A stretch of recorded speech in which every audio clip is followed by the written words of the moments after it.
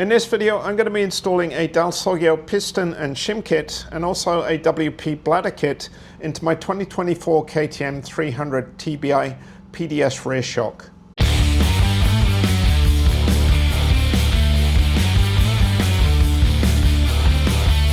You can see what's included in the WP Bladder kit. The reason I want to install this is typically a bladder in the rear shock will provide more supple initial movement of the shock and also improved traction compared to the plastic piston in the reservoir. So you get the rubber bladder, a replacement reservoir body end cap which is threaded to accept the included Schrader valve, O-ring, circlip and sticker. And here you can see what's included in the Dal Soggio kit. You get an upgraded high quality piston with both compression and rebound shim stacks, and a setting sheet which details all of the shims and some stickers. Both this part number and the bladder kit part number are put in the description of the video in case you want to purchase them. And because I'm going to have to remove the reservoir of the shock, I went ahead and purchased this KTM special tool. This is actually double-sided. The PDS shock uses this fitting. On the other side of the tool, it has a larger fitting. If you don't want to purchase this, you could probably get by with a strap wrench, but the reservoir is held on with high-strength Loctite, so you'll need to heat this area up. Even if you're using the tool, very good idea to heat the reservoir up to remove it. And before you start working on your rear shock, it's a really good idea to clean it, all the dirt off, and inspect it. So as you can see, I've already removed the spring. Before you remove the spring, really good idea to measure the length, so when you reinstall it, you can set it to the same length. I've inspected the shaft. There's no scratches or any damage on it at all. Looks really good. I'm not planning to change the seals. If I do have a problem later, I can easily replace the seals myself. If you're having someone else do the work, I would suggest you have them replace the seals when doing this work. I've also backed off all of the adjusters fully. So both the high speed and low speed compression and rebound adjusters fully backed out. Okay, first step is to release the nitrogen from the reservoir. So I'm just going to do this very slowly.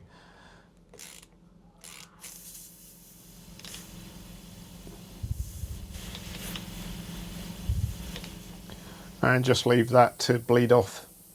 Okay, so it's finished bleeding off. I'll remove the screw. And next I'm going to remove the cap. It's got 4 holes around it. I'm using a punch tool and a hammer and just lightly tap up on it and the cap should come out pretty easily. Just do it evenly so it doesn't get cocked.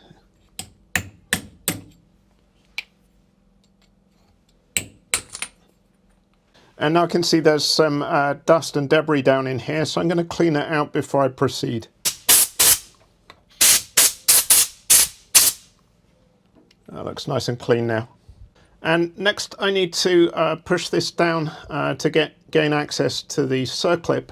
I'm just going to use my fingers and gently press down. And it moves pretty easily. And I'm going to remove the circlip using a pick tool. Just make sure it doesn't fly off. It comes off pretty easily. Next I'm going to remove the bleed screw, and I actually want to remove some of the oil. It should make it easier to pull the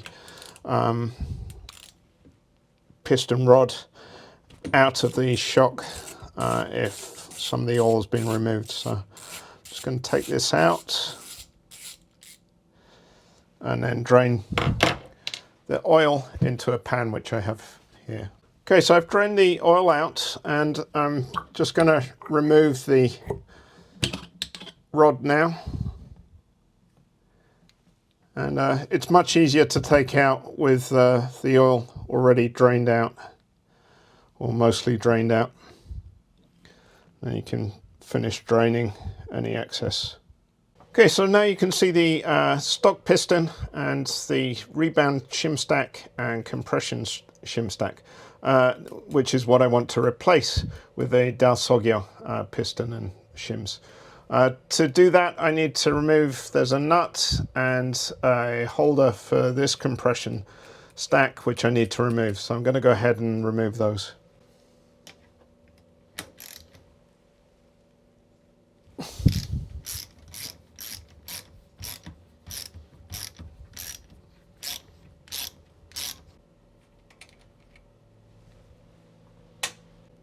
And I'm going to put all of these shims onto a screwdriver. So the order stays the same. I think there's still maybe one on there. I'll check that later. So yeah, there's 3 or 4 shims still left on there, which I'm taking off now. Once you have all of them removed, you'll be able to see the holes in the support. And then to remove the support, you need a 22mm socket or wrench. And in the repair manual, it recommends heating this area of the support to about 50 degrees C. So I'm going to use a heat gun to soften up the Loctite.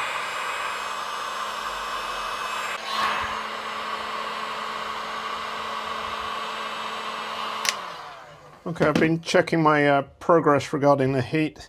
50 degrees, it should be uncomfortable to touch, and that feels about right. So I'm going to try and take it off.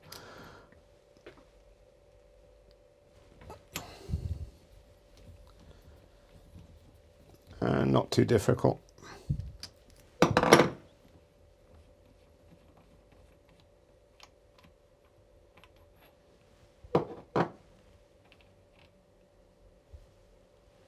Okay, so now I'm ready to take the piston and shims off. I should note that there's a thick washer on top, which I'm going to be refitting. So I'm going to take that off first and put that to one side. And then I'm going to slide the piston and shims off onto a screwdriver. And there's also a very thick holder or washer on the bottom, which I'm going to be refitting as well. And if you were going to be replacing the seals, now's the time that you'd take the seal off or the seal head off and replace the seals. So either a new seal head or take the seal head apart and replace the seal and dust seals. I'm not going to do that. Mine looked in great shape, so I'm going to carry on reusing them and replace them at a later stage. And now I can compare the Dal Soggio piston to the stock piston. So the stock piston is on the left. This is the Dal Soggio piston. And what I'm showing right now is the rebound side. So the Dal Soggio piston has 4 ports for rebound, and the stock piston has 3. So quite a different piston design. If I flip them over to the compression side, you can see Dal Soggio has 4 ports, and the stock piston has quite a different design with a total of 6 holes. And a Dal Soggio piston has very high quality coatings, and also has a band here which is coated in PTFE to reduce friction. Okay, so now I'm ready to start the reassembly. The first thing to go on is this large support, and it has a groove which should go up. And next I have the Dal Soggio shim stacks and piston. Make sure you get the compression on the downside, and rebound should be on the top. If you're not sure, you can measure the shims and compare them to the diagram or the instructions and make sure it's the right way round. And if you have taken it apart, it's really important that there's no dirt in between the shims. Next is this thick washer. And next I can install the support nut. I have applied a small amount of Loctite 243, which is medium strength blue, and I install this. And this needs to be torqued to 40 Newton meters.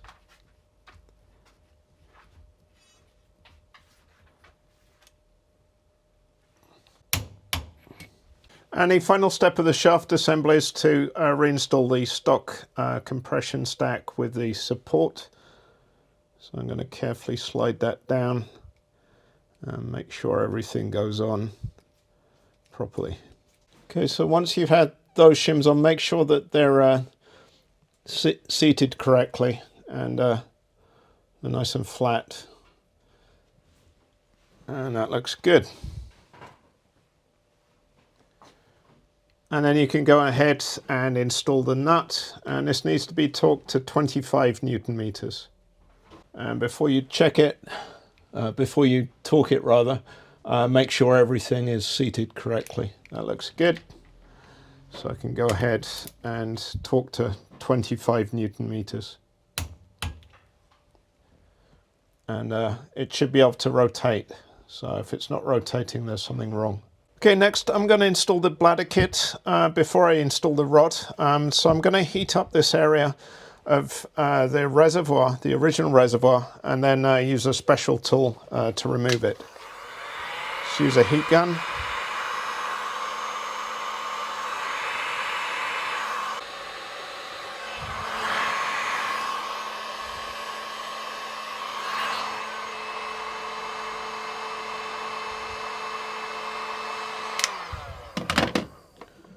Okay, that fills about 50 degrees C or so. So I'll see if that moves. Yep.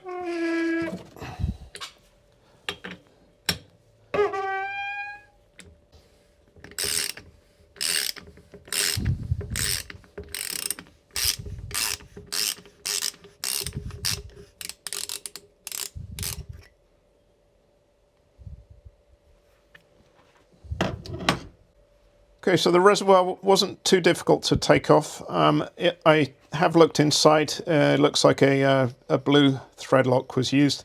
So I'm going to go ahead and use some Loctite 243 to install the bladder reservoir. And I'm going to take the original O-ring off because the kit came with a new one, and I'll install that new one now. Just using some shock oil to lube up the O-ring and install that. Okay, so I've cleaned off the threaded area of the reservoir, so there's no oil on there. And I'm going to apply a small amount of Loctite 243 to the bladder reservoir body.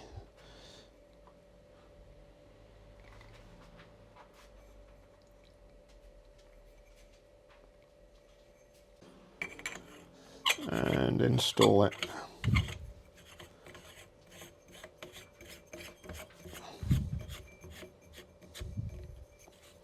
And I did look, but I couldn't find any instructions for the bladder kit. So I'm just going to hand torque this and make sure it's nice and snug. And I'm going to be using the special tool. If you don't have a special tool, you'll have to use a ratchet strap.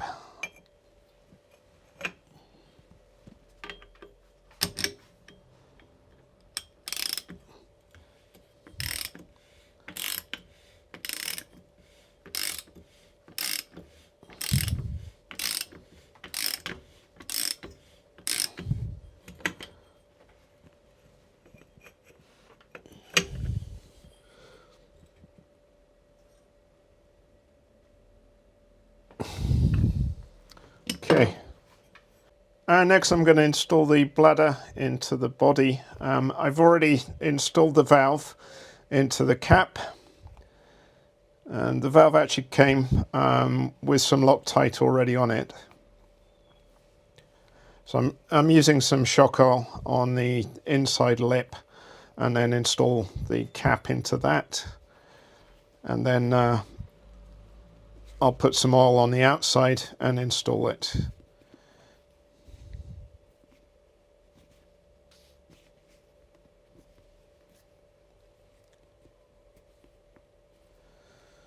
Okay, so I'm going to smear some oil around the sealing surface and on the body of the bladder as well.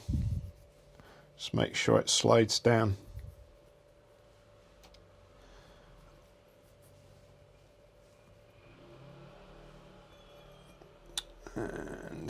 install that in.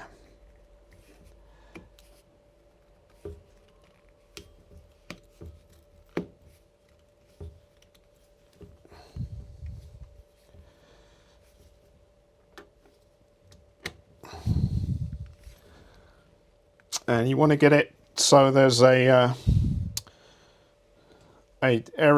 recessed area where the circlip fits in. So you need to push it down below that.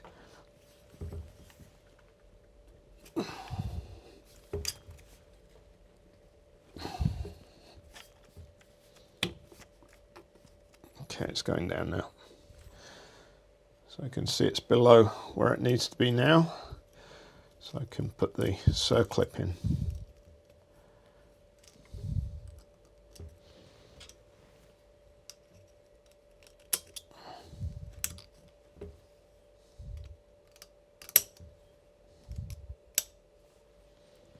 Okay, that's a circlip in. And next I'm going to go ahead and install the rod. Make sure you don't have any debris on it. And I'm going to smear some shock oil over the pistons and O-rings to make sure it slides in without damaging anything.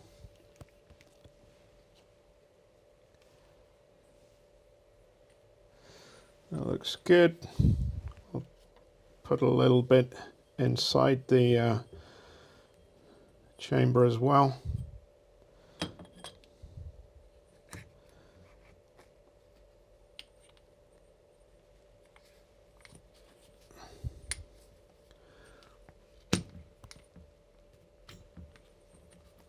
Push it down, and that's far enough down that I can install the circlip, so that's good. Make sure the circlip is fully seated in the groove, which it is, so that all looks good. And I can go ahead and push the cap down.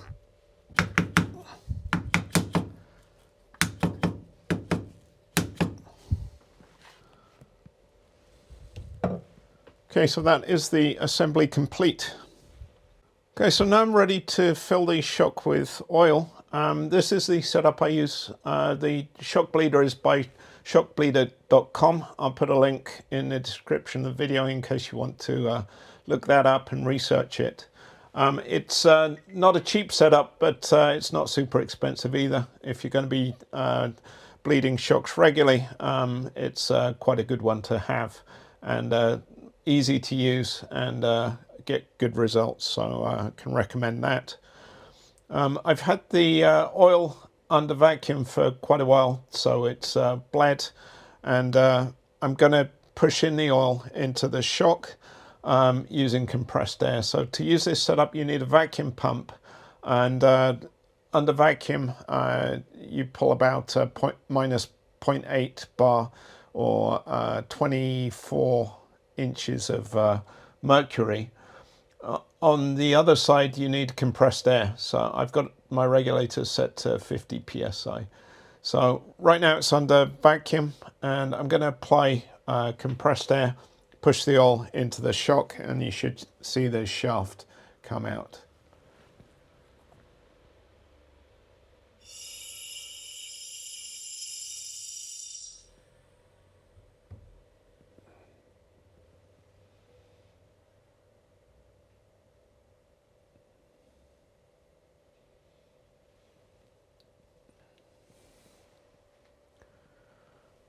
Okay, now I'm going to pull another vacuum and bleed the fill line. It's already pretty clear, but I'm going to bleed any air that might be in there, and do another cycle. And then I'm going to remove the compressed air.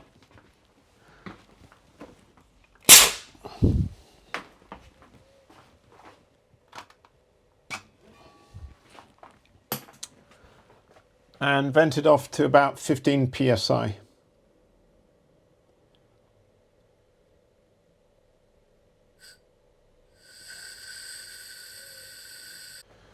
And I'm going to move the damper rod and observe the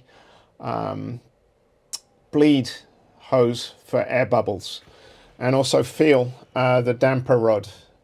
It should be very smooth. If there's air in there, it's gonna jump, and that feels really smooth. And I'm not seeing any error come out at all.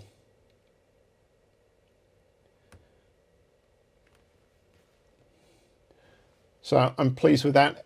If you did have air in there, you could just repeat the stroking, or you can do another vacuum pull and push until you get no more air out.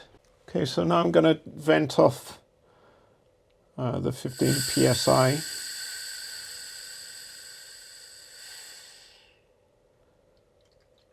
And leave that open, and I'm going to disconnect the fill hoses, and then I can put the fill screw in. This has a O-ring or seal. Make sure that's in good shape,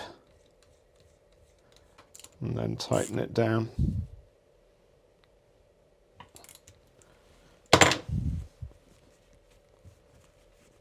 And here you can see my nitrogen fill setup. I've got my regulator, and I've got a Racetech pressure gauge, which is really handy. It has this really handy valve, which allows you to remove the valve without losing any nitrogen from the bladder or piston.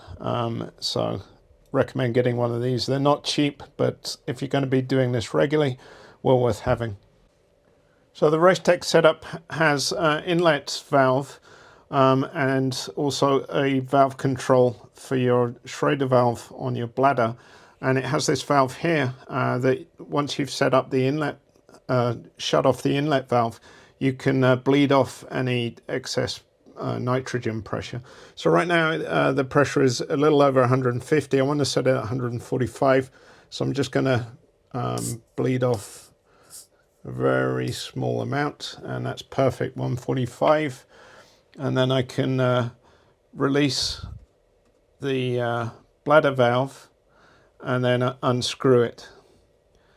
And this allows very accurate nitrogen pressure sensing setting, and really easy to use. Great piece of kit. Okay, so I've put the spring back on, and I've set the clicker settings at the Dal Soggio recommended baseline settings. So it's all ready to go back on the bike. I'm going to be riding in a hard enduro race on Sunday, so I'll show some video from that race now with my thoughts on the new rear shock setup. Today is my first ride with the WP Bladder kit and Dal Soggio Piston and Shim kit in the rear shock. It's feeling really good. Certainly the initial travel seems flashier, and traction seems really good as well. So really pleased I did that. Yeah.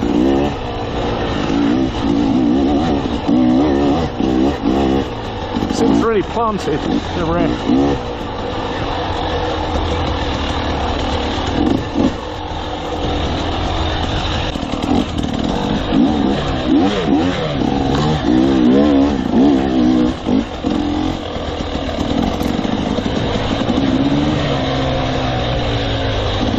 So really focus on the hill climbs and do those more cleanly, put everything into it. Make sure I get up. On the first lap I was having to push too much, and that's why I get so tired.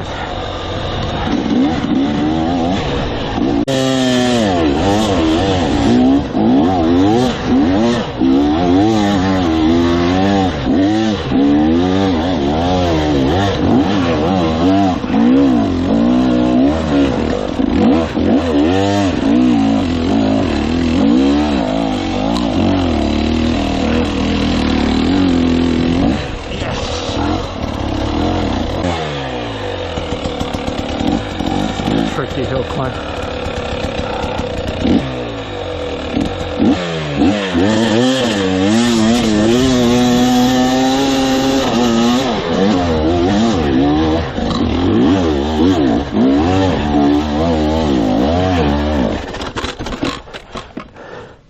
Up is up.